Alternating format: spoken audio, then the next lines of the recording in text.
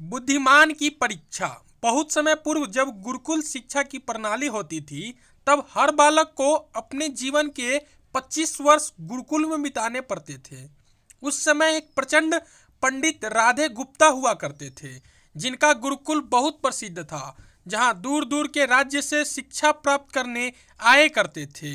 बात उन दिनों की है जब राधे गुप्ता की उम्र ढलने लगी थी और उसकी पत्नी का देहांत हो चुका था।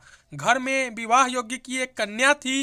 राधे गुप्ता को हर समय उसकी चिंता सताती रहती थी।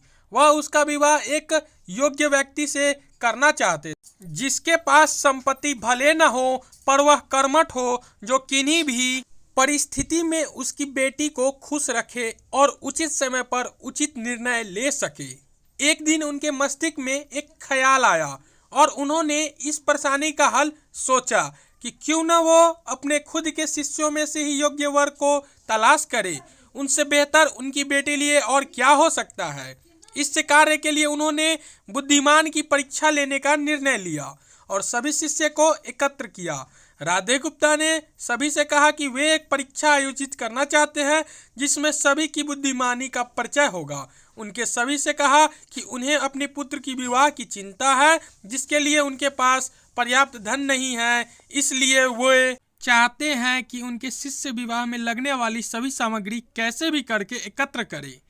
भले उसके लिए उन्हें चोरी का रास्ता चुनना पड़े, लेकिन उन्हें चोरी करता कोई भी देख ले तो उनके इस एक शर्त का पालन सभी को करना है। अगले दिन से सभी शिष्य कार्य में जुट गए।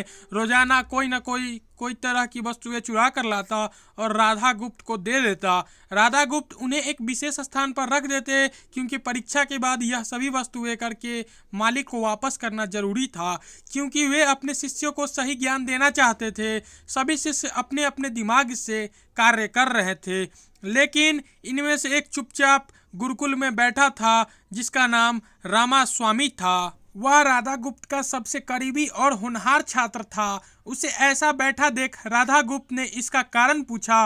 तब रामास्वामी ने बताया कि आपने परीक्षा की शर्त के रूप में कहा था कि चोरी करते वक्त इसे कोई न देख सके। इस प्रकार अगर हम अकेले में भी चोरी करते हैं, तब भी हमारी अंतरात्मा उसे देख रही, हम खुद से उसे नहीं छुपा सकते। इसका अर्थ यह है कि चोरी करना व्यर्थ है। उसकी यह बात सुनकर राधा गुप्त के चेहरे पर खुशी छा जाती है।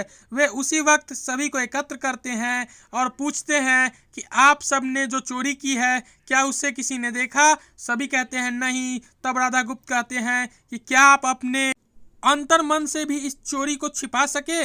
सभी को बात समझ आ जाती है और सबका सर नीचे झुक जाता है, सिवाय रामास्वामी के। राधा गुप्त रामास्वामी को बुद्धिमान की परीक्षा में अव्वल पाते हैं और सभी के सामने कहते हैं कि यह परीक्षा मेरी पुत्री के लिए उचित वर तलाशने के लिए रखी गई थी। इस प्रकार से रामास्वामी का विवाह अपनी पुत्री के साथ तय करता हूँ। सभी खुशी से झूम उठते हैं।